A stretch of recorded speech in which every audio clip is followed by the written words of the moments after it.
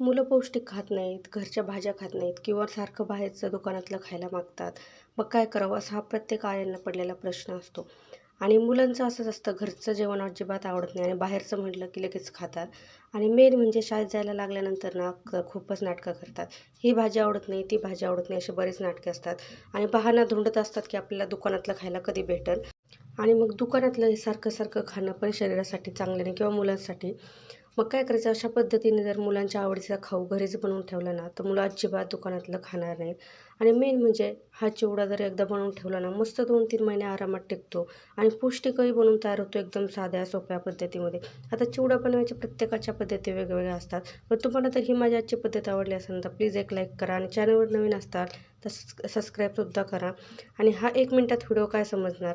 जर तुम्हाला ही रेसिपी समजली नसेल ना, तर प्लीज चॅनलवरती जाऊन बघा आणि आवडल्यास लाईक नक्की करा.